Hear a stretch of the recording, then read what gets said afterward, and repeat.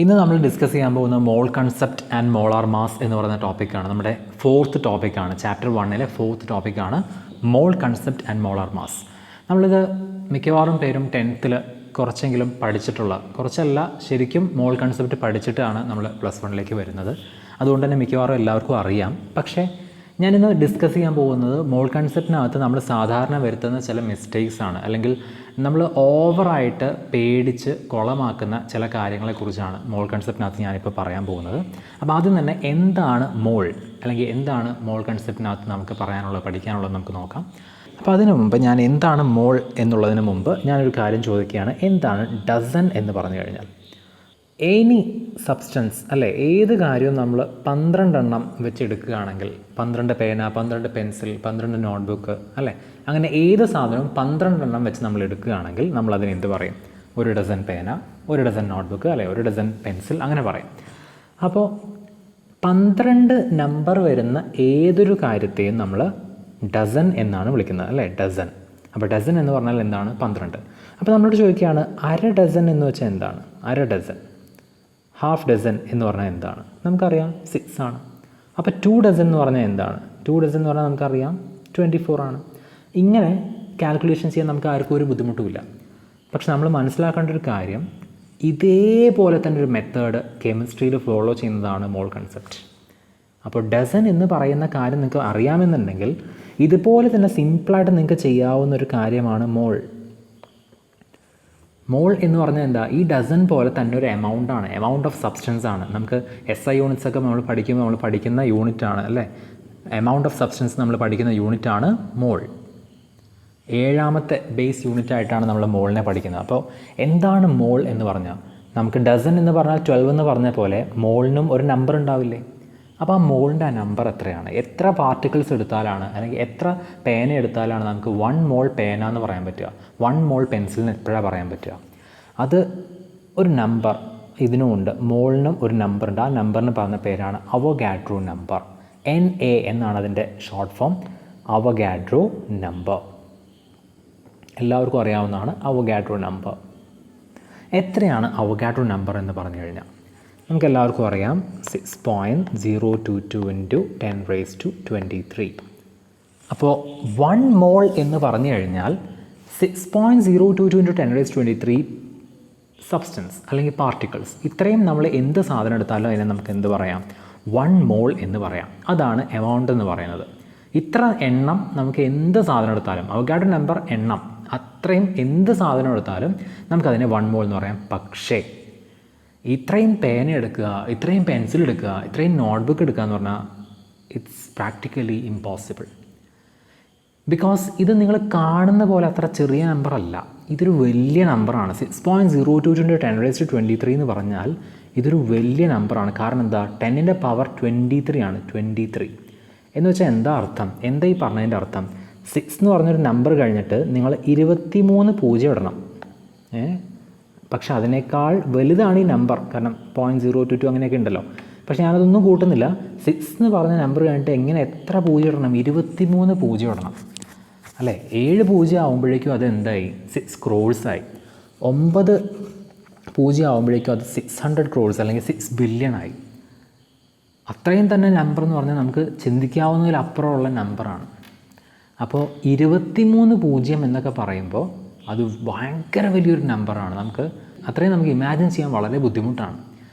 അപ്പോൾ അത്രയും പേന എടുക്കുക, പെൻസിൽ എടുക്കുക എന്നൊരിക്കലും പറയുന്നത് അത് എന്തായിരിക്കില്ല, പ്രാക്ടിക്കലി പോസിബിൾ ആയിരിക്കില്ല. സോ അവോഗാഡ്രോ നമ്പർ ഓഫ് എന്താണ് നമുക്ക് എടുക്കാൻ പറ്റുക? നമുക്ക് 2 സാധനങ്ങളെ അവോഗാഡ്രോ നമ്പർ വെച്ച് എടുക്കാൻ പറ്റുള്ളൂ. അത് ഒന്ന് ആറ്റംസ്. നിങ്ങൾക്ക് അവോഗാഡ്രോ നമ്പർ ഓഫ് ആറ്റംസ് എടുക്കാം, പിന്നെ അവോഗാഡ്രോ നമ്പർ ഓഫ് മോളിക്യൂൾസ് എടുക്കാം. അവോഗാഡ്രോ നമ്പർ ഓഫ് ആറ്റംസ്, അതായത് അത്രയും ചെറിയ വസ്തുക്കളാണ് നിങ്ങൾക്ക് ഇത്രയും എടുക്കാൻ പറ്റുള്ളൂ. അവോഗാഡ്രോ നമ്പർ ഓഫ് ആറ്റംസ് എടുക്കാം, അവോഗാഡ്രോ നമ്പർ ഓഫ് മോളിക്യൂൾസ് എടുക്കാം. അപ്പോൾ അവോഗാഡ്രോ നമ്പർ ഓഫ് ആറ്റംസിനെ നിങ്ങൾ എന്ത് വിളിക്കും? അവോഗാഡ്രോ നമ്പർ ഓഫ് ആറ്റംസ് എടുത്തു കഴിഞ്ഞാൽ നിങ്ങൾ 1 മോൾ ആറ്റം എന്ന് വിളിക്കും. അവോഗാഡ്രോ നമ്പർ ഓഫ് മോളിക്യൂൾസ് എടുത്താൽ എന്ത് വിളിക്കും? 1 മോൾ മോളിക്യൂൾ എന്നാണ് വിളിക്കുന്നത്. മോൾ മോളിക്യൂൾ എന്ന് തന്നെ വീണ്ടും പറയേണ്ട ആവശ്യമില്ല. സോ 1 മോൾ എന്ന് തന്നെ വിളിക്കും. സോ 1 മോൾ ആറ്റം എന്ന് പറഞ്ഞാൽ അവോഗാഡ്രോ നമ്പർ ഓഫ് ആറ്റംസ്, 1 മോൾ എന്ന് പറഞ്ഞാൽ Avogadro number of molecules of any substance. അപ്പോൾ ഉദാഹരണം പറഞ്ഞാൽ ഹൈഡ്രജൻ ആറ്റം. അപ്പോൾ എന്താണ് ആറ്റം, എന്താണ് മോളിക്യൂൾ എന്നുള്ള ഡിഫറൻസ് അറിയാതെ ഈ കാര്യത്തിൻ്റെ പുറകെ പോയിട്ട് കാര്യമില്ല. പല കുട്ടികൾക്കും പറ്റുന്ന അടുത്ത പ്രശ്നം ഇതാണ്, എന്താണ് ആറ്റം, എന്താണ് മോളിക്യൂൾ എന്നറിയില്ല. അപ്പോൾ ഹൈഡ്രജൻ ആറ്റവും ഹൈഡ്രജൻ മോളിക്യൂളാണ് ഞാനിവിടെ വരച്ചിരിക്കുന്നത്. അപ്പോൾ ഇത് കാണുമ്പോൾ എല്ലാവർക്കും മനസ്സിലാവും എന്താണ് ആറ്റം, എന്താണ് മോളിക്യൂൾ. ആറ്റം എന്ന് പറഞ്ഞാൽ ഇറ്റ്സ് എ സിംഗിൾ പാർട്ടിക്കിൾ, ഒറ്റ ആൾ, ഹൈഡ്രജൻ മാത്രം, അല്ലെങ്കിൽ ഹീലിയം മാത്രം, അല്ലെങ്കിൽ ലിഥിയം മാത്രം, അല്ലെങ്കിൽ ബെർലിയം മാത്രം, ക്ലോറിൻ മാത്രം, അങ്ങനെ ഒറ്റ ആറ്റം, സിംഗിൾ ആറ്റം, അതിനെയാണ് നമ്മൾ ആറ്റം എന്ന് പറയുക, അല്ലേ? സിംഗിൾ പാർട്ടിക്കിൾ, അതിനെയാണ് നമ്മൾ ആറ്റം എന്ന് പറയുക. മോളിക്യൂൾ എന്ന് പറഞ്ഞാലോ കമ്പൈൻഡ് ആറ്റംസിനെയാണ് നമ്മൾ മോളിക്യൂൾ എന്ന് പറയുക. ഇവിടെ കണ്ടില്ലേ, 2 ഹൈഡ്രജൻ ആറ്റം കമ്പൈൻ ചെയ്തിരിക്കുകയാണ്, കണ്ടോ, പരസ്പരം ഓവർലാപ്പൊക്കെ ചെയ്ത് കമ്പൈൻ ചെയ്തിരിക്കുകയാണ്. അപ്പോൾ ഇതിനെയാണ് നമ്മളൊരു ഹൈഡ്രജൻ മോളിക്യൂൾ എന്ന് പറയുന്നത്. ഒരു ഹൈഡ്രജൻ മോളിക്യൂളിനകത്ത് 2 ഹൈഡ്രജൻ ആറ്റംസ് ഉണ്ടാവും.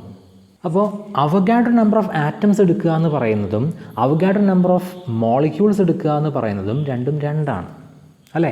കാരണം എന്താ, അവഗാഡ്രോ നമ്പർ ഓഫ് ആറ്റംസിനകത്ത് അവഗാഡ്രോ നമ്പർ ഓഫ് ആറ്റംസ് തന്നെ ഉണ്ടാവുള്ളൂ. പക്ഷേ Avogadro number of molecule, hydrogen മോളിക്യൂളിനകത്ത് 2 into Avogadro number of atoms ഉണ്ടാവും, ശരിയല്ലേ? 2 into Avogadro number of hydrogen atoms ഉണ്ടാവും. അതെന്താ കാരണം? കാരണം ഒരു മോളിക്യൂളിനകത്ത് 2 ഹൈഡ്രജൻ ആറ്റംസ് ഉണ്ട്. ഓക്കെ, ഒരു മോളിക്യൂളിനകത്ത് 2 ഹൈഡ്രജൻ ആറ്റംസ് ഉണ്ട്. ഓക്കെ, അപ്പോൾ ഇതാണ് ആറ്റവും മോളിക്യൂളും തമ്മിലുള്ള ഡിഫറൻസ്. അപ്പോൾ ഇത് തന്നെയാണ് നമുക്കും പറയാനുള്ളത്. അവഗാഡ്രോ നമ്പർ ഓഫ് ആറ്റംസ് എന്ന് പറഞ്ഞാൽ any substance Avogadro number of atoms എടുത്താൽ അതിനെ നമ്മൾ പറയുന്നതാണ് 1 mole atom. 1 mole atom. Okay, ഇനി ഞാൻ ഒരു കാര്യം കൂടെ പറഞ്ഞുതരാം. ഇത്രയും atoms of hydrogen, chlorine, beryllium, അങ്ങനെ എന്തെടുത്താലും നമ്മളതിന് എന്ത് പറയും? 1 mole atom of hydrogen, 1 mole atoms of chlorine, അങ്ങനെ പറയും. ഇനി ഈ 1 മോൾ ആറ്റം എന്ന് പറയുന്നതിന് തന്നെ മറ്റൊരു പേര് കൂടിയുണ്ട്, 1 ഗ്രാം ആറ്റം, അങ്ങനെയും പറയും.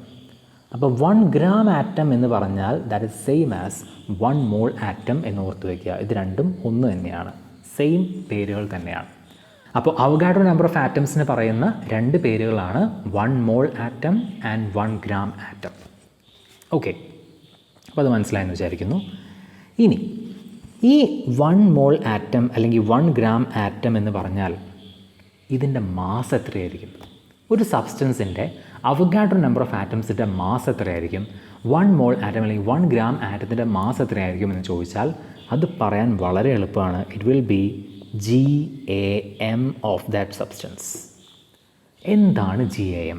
GAM എന്ന് പറഞ്ഞാൽ gram atomic mass. Gram atomic mass, അല്ലെങ്കിൽ നിങ്ങൾക്ക് പറയാം atomic mass expressed in grams. ഇപ്പോൾ GAM എന്ന് പറഞ്ഞാൽ atomic mass expressed in grams. Okay, അപ്പോൾ ഇതാണ് നിങ്ങളുടെ ഒരു ഇക്വേഷൻ. അതായത് Avogadro number of atoms of any substance നിങ്ങളെടുത്താൽ അതിനെ 1 മോൾ ആറ്റം എന്ന് പറയും. അതിനെ തന്നെയാണ് നമ്മൾ 1 ഗ്രാം ആറ്റം എന്ന് പറയുന്നത്. അത്രയും ആറ്റംസിൻ്റെ മാസ് എന്ന് പറയുന്നത് will be gram atomic mass അല്ലെങ്കിൽ atomic mass expressed in grams. Okay, അപ്പോൾ ഈ ഒരു ഇക്വേഷൻ നിങ്ങൾ ഒരിക്കലും മറക്കരുത്. ഈ ഒരു ഇക്വേഷൻ വളരെ കൃത്യമായിട്ട് പഠിച്ചു വയ്ക്കുക. അങ്ങനെയാണെങ്കിൽ നിങ്ങൾക്ക് ഒരുപാട് ഇക്വേഷൻസ് ഒന്നും മോൾ കൺസെപ്റ്റിൽ യൂസ് ചെയ്യേണ്ടി വരില്ല. ഈ ഒരൊറ്റ ഇക്വേഷൻ പഠിച്ചു വയ്ക്കുക. അവഗാഡ്രോ നമ്പർ ഓഫ് ആറ്റംസിന് വേണ്ടിയിട്ടുള്ള ഒരൊറ്റ ഇക്വേഷൻ ഇതാണ്. Avogadro number of atoms is equal to 1 mole atom, that is equal to 1 gram atom, that is equal to GAM. ഇത് പഠിച്ചു വയ്ക്കുക. ഓക്കെ, ഇനി ഇതിൻ്റെ പ്രോബ്ലംസ് എങ്ങനെയാണെന്നുള്ളത് നമുക്ക് അടുത്ത വീഡിയോസിലും അടുത്ത ക്ലാസ്സുകളിലൊക്കെ ആയിട്ട് കാണാം. ഇപ്പോൾ ആറ്റംസിൻ്റെ പരിപാടി ഇവിടെ അവസാനിക്കുന്നു. ഇനി നമുക്ക് ഇതേപോലെ മോളിക്യൂൾസ് എടുത്താൽ നമ്മൾ എന്താണ് പറയുക, അതാണ് നമുക്കിനി അറിയേണ്ടത്. 1 മോൾ അല്ലേ, അവഗാഡ്രോ നമ്പർ ഓഫ് മോളിക്യൂൾസ് എടുത്തു കഴിഞ്ഞാൽ, Avogadro number of molecules of any substance എടുത്തു കഴിഞ്ഞാൽ നമ്മളതിനെ എന്ത് വിളിക്കും?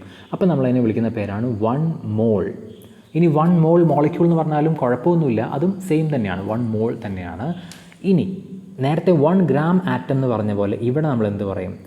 1 ഗ്രാം മോളിക്യൂൾ എന്ന് പറയും. Okay, 1 gram molecule. അപ്പോൾ 1 മോൾ എന്ന് പറയുന്നതും 1 ഗ്രാം മോളിക്യൂൾ എന്ന് പറയുന്നതും സെയിം ആണ്. ഓക്കെ, 1 മോൾ എന്ന് പറയുന്നതും 1 ഗ്രാം മോളിക്യൂൾ എന്ന് പറയുന്നതും സെയിം ആണ്. അപ്പോൾ അവഗാഡ്രോ നമ്പർ ഓഫ് മോളിക്യൂൾസിന് 1 മോൾ എന്ന് പറയും, 1 ഗ്രാം മോളിക്യൂൾ എന്ന് പറയും. ഓക്കെ, ഇനി ഇതിൻ്റെ മാസ് എത്രയായിരിക്കും? Avogadro number of molecules of any substance എടുത്താൽ അതിൻ്റെ mass will be GMM, not GAM. GAM atomic mass ആണ്. ഇത് MM എന്ന് പറഞ്ഞാൽ ഗ്രാം മോളിക്യുലാർ മാസ്.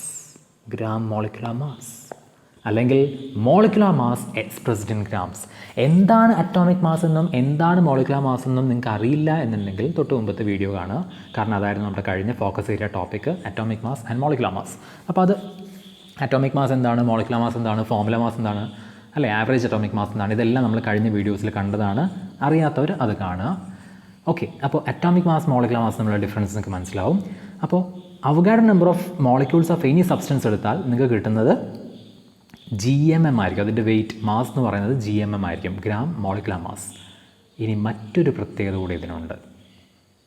മാസ് മാത്രമല്ല, മോളിക്യൂൾസിൻ്റെ കേസ് വരുമ്പോൾ ഇവിടെ മറ്റൊരു പ്രത്യേകത കൂടെ നിങ്ങൾക്ക് പറയാൻ പറ്റും. ആ പ്രത്യേകത എന്ന് പറയുന്നതിനൊരു കുഴപ്പമുണ്ട്. ഇത് വോള്യമാണ് നമ്മൾ പറയാൻ പോകുന്നത്. വോള്യം. എന്താ വോള്യം എന്ന് പറഞ്ഞാൽ? വോള്യം അങ്ങനെ എല്ലാവർക്കും പറയാൻ പറ്റില്ല. അത് ആർക്ക് മാത്രമേ പറയാൻ പറ്റുള്ളൂ? അത് ഗ്യാസസിന് മാത്രമേ പറയാൻ പറ്റുള്ളൂ. Only for gases. അപ്പോൾ Avogadro number of molecules of a gas, any gas നിങ്ങൾ എടുക്കുകയാണെങ്കിൽ അതിൻ്റെ volume will be 22.4 litre. 22.4 litre at STP. STP എന്ന് പറഞ്ഞാൽ സ്റ്റാൻഡേർഡ് ടെമ്പറേച്ചർ ആൻഡ് പ്രഷർ. പിന്നെ അടുത്ത നമുക്കൊരു ചാപ്റ്ററിൽ പഠിക്കാനുള്ളതാണ്, തൽക്കാലം ഇങ്ങനെ ഓർത്ത് വയ്ക്കുക. 22.4 ലിറ്റർ അറ്റ് STP. പക്ഷേ ഈ പറഞ്ഞത് ആർക്ക് മാത്രമേ ഉള്ളൂ? Only for gases. ഗ്യാസസിന് മാത്രമേ ഉള്ളൂ. മോളിക്യൂൾസിന് ഈ ഒരു ഇക്വേഷനും പഠിച്ചു വയ്ക്കുക. അപ്പോൾ മോൾ കൺസെപ്റ്റിൽ നിന്ന് ഇത്രയും അറിയാമെന്നുണ്ടെങ്കിൽ നിങ്ങൾക്ക് മോൾ കൺസെപ്റ്റിൽ നിന്ന് വരുന്ന ഏത് ക്വസ്റ്റനും നിങ്ങൾക്ക് സുഖമായിട്ട് ആൻസർ ചെയ്യാൻ പറ്റും. നമുക്ക് അടുത്തൊരു വീഡിയോ മോൾ കൺസെപ്റ്റിൻ്റെ പ്രോബ്ലംസ് മാത്രമായിട്ട് ചെയ്യാം. ഓക്കെ, അപ്പോൾ ഈ രണ്ട് ഇക്വേഷനും കൃത്യമായിട്ട് പഠിച്ചു വയ്ക്കുക. ഒരു ഇക്വേഷൻ നമ്മൾ നേരത്തെ പറഞ്ഞത് അവഗാഡ്രോ നമ്പർ ഓഫ് ആറ്റംസിൻ്റെ equation. Avogadro number of atoms is equal to 1 mole atom or 1 gram atom. That is equal to അതിൻ്റെ മാസ് എന്ന് പറയുന്നത് will be GAM, gram atomic mass. Avogadro number of molecules is equal to 1 mole അല്ലെങ്കിൽ 1 gram molecule. അതിൻ്റെ mass എന്ന് പറയുന്നത് GMM അല്ലെങ്കിൽ gram molecular mass. അത് any substance. And only for gases നിങ്ങൾക്ക് ഒരു കാര്യം കൂടെ പറയാം. ഗ്യാസസ് ആണെങ്കിൽ നിങ്ങൾക്ക് ഒരു കാര്യം കൂടെ പറയാം. ആ മോളിക്യൂൾസിൻ്റെ വോള്യം എന്ന് പറയുന്നത് ഗ്യാസസിനാണ് ഡെഫിനറ്റ് അല്ലാത്ത വോള്യം ഉള്ളത്, അല്ലേ? ബാക്കി ആർക്കും ഡെഫിനറ്റ് വോള്യമാണ്. അപ്പോൾ നമുക്ക് ഇങ്ങനെ പറയാൻ പറ്റില്ല. ഓക്കെ, അപ്പോൾ മോളിക്യൂൾസ് ഓഫ് ഗ്യാസസ് ആണെങ്കിൽ, Avogadro number of molecules of gas ആണെങ്കിൽ 22.4 ലിറ്റർ വോള്യം ആയിരിക്കും അതിനുണ്ടാവുക അറ്റ് STP എന്ന് പറയാം. ഓക്കെ, അപ്പോൾ ഇത്രയും കാര്യങ്ങൾ നിങ്ങൾക്ക് അറിയാമെങ്കിൽ മോൾ കൺസെപ്റ്റ് എന്ന് പറയുന്നത് നിങ്ങൾക്ക് സിമ്പിളായിട്ട് എനി ക്വസ്റ്റ്യൻ നിങ്ങൾക്ക് ആൻസർ എഴുതാം. ഓക്കെ, ഇനി ഞാൻ പറയാൻ പോകുന്നത് എന്താണ് മോളാർ മാസ്. അതുപോലെ മോളാർ മാസ് മാത്രമല്ല ഞാൻ പറയാൻ പോകുന്നത്. ആദ്യം നമുക്ക് മോളാർ മാസ് എന്താണെന്ന് പറയാം. എന്താണ് മോളാർ മാസ് എന്ന് പറഞ്ഞു കഴിഞ്ഞാൽ?